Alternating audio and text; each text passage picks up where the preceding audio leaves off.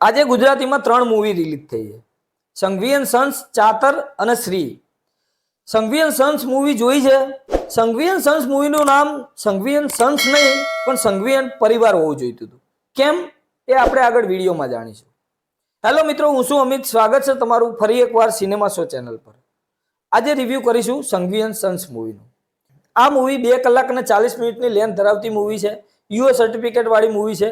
Full family સાથે તમે જોઈ શકો છો, કારણ કે ફિલ્મની અંદર ટોટલી ફેમિલી ડ્રામા તમને જોવા મળશે.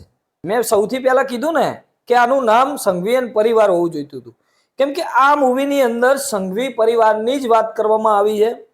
ક્યાંય પણ ફિલ્મ આડી અવડી જતી નથી, ફક્ત ને ફક્ત એના ટોપિક પર ફોકસ કરે છે. સંઘવી પરિવાર એક બહુ મોટો પરિવાર બતાવવામાં આવ્યો છે આ ફિલ્મની અંદર.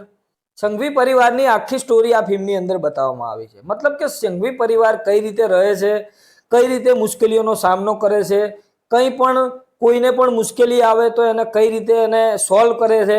પ્લસ આ સંઘવી પરિવારનો આવડો મોટો બિઝનેસ, જે તેલનો બિઝનેસ કરે છે, એ બિઝનેસ કઈ રીતે સંભાળે છે, બધી જ વાત આ ફિલ્મની અંદર કરવામાં આવી છે. આ ફિલ્મની સ્ટોરી કઈ એટલી બધી નવી નથી લાગી મને, પણ એટલું જરૂર કહીશ કે આ સ્ટોરીને આ જે રીતે પડદા પર બતાવવામાં આવી છે એવી રીતે લગભગ કોઈ નહીં બતાવી શકે.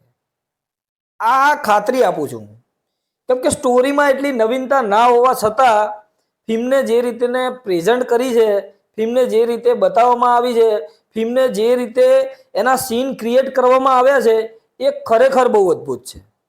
ફિલ્મમાં કેરેક્ટરો ઘણા બધા છે. દરેક કેરેક્ટરોને સારા એવા સ્ક્રીન ટાઈમ મળ્યા છે.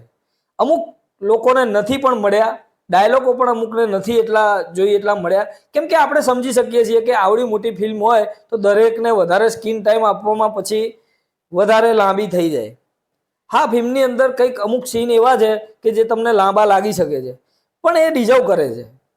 ફિલ્મનો સ્ક્રીન પે થોડો ધીમો લાગે છે આપણને, પણ ક્યાંય એવું બોરિંગ ફીલ જરાય નથી કરતું. મતલબ કે આપણું કનેક્શન ફિલ્મ શરૂઆતથી લઈને અંત સુધી બનાવી રાખે છે. ફિલ્મનો જે રીતે ક્લાઇમેક્સ શૂટ કરવામાં આવ્યો છે અથવા તો જે રીતે બતાવવામાં આવ્યો છે એ ખરેખર બહુ ગજબનો છે. સંઘવી પરિવારમાં ફિલ્મ ચાલુ થાય એટલે મુશ્કેલીઓ આવે છે. આપણને એવું લાગે કે હવે આનો પીક પોઈન્ટ આવે છે, પણ એ પીક પોઈન્ટ છે ક્લાઇમેક્સમાં આવે છે. પરિવારનું આંતરિક ઘર્ષણ આપણને ફિલ્મની અંદર એટલું જોવા નથી મળતું. હા, 1-2 સીનમાં આપણને જોવા મળે છે, પણ એનો મતલબ એવો નથી કે ફિલ્મમાં એનું સોલ્યુશન નથી આવતું. એનું સોલ્યુશન પણ બહુ જલ્દીથી આવી જાય છે. પડદા પર ઉતારવાની જે કળા રહીને આ ફિલ્મની, એ બહુ ગજબ અને જબરજસ્ત મને લાગી છે. ફિલ્મમાં ટેકનિકલ પાસાઓ બેસ્ટ છે બધા જ. એની સિનેમેટોગ્રાફી તમને આંખે ચોંટી જશે.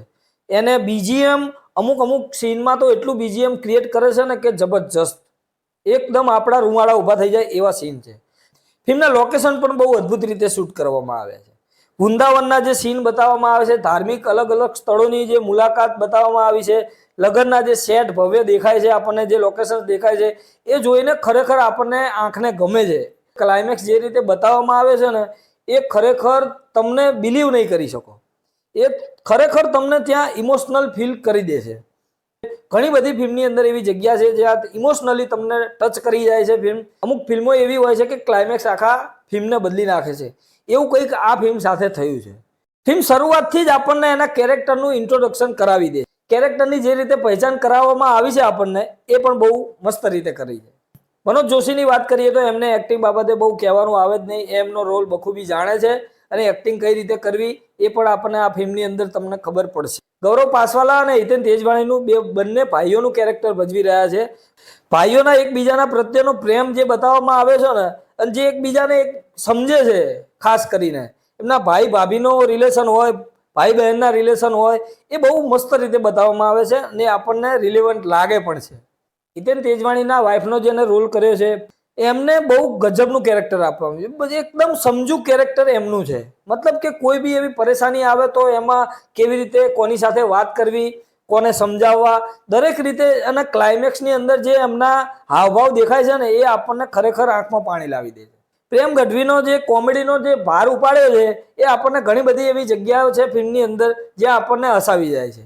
એમની વાઇફનો પણ રોલ કર્યો છે, એમને પણ કોમેડીમાં જે આપણે ઇન્સ્ટાગ્રામ જોક્સ જેવા આપણને જોક્સ જોવા મળે છે. અહીંયા હું વાત કરીશ ધર્મેશ વ્યાસની. એમનું જે રીતનું કેરેક્ટર ફિલ્મની અંદર બતાવવામાં આવ્યું છે ને, એ દરેક જગ્યાએ એમને જ્યાં જરૂર પડે પરિવારને ત્યાં એ આવીને એ સંભાળી લે છે આ પરિવારને. લાસ્ટમાં જે સિક્વન્સ આવે છે એમની અંદર ધર્મેશ વ્યાસનું કેરેક્ટર એટલો રોલ ભજવે છે ને કે આખા પરિવારને સંભાળવા માટે એ બહુ જ આમ રેલેવન્ટ લાગે ને જબરજસ્ત રીતે એમને એક્ટિંગ પણ કરી છે. એટલે ઓલ ઓવર વાત કરીએ ને તો ઘણા બધા કલાકારો છે ફિલ્મની અંદર, દરેક કલાકારોએ એક્ટિંગ બહુ સારી કરી છે. તમે જો ફેમિલી સાથે ફેમિલી એન્ટરટેન માટે એક ફિલ્મ જોવા માંગતા હોય તો આ ફિલ્મ તમે એકવાર ટ્રાય કરી શકો છો. સિનેમા શો તરફથી આ ફિલ્મને 3 સ્ટાર. મળીએ મિત્રો નેક્સ્ટ વિડીયોમાં નવી ફિલ્મ સાથે સિનેમા શો પર.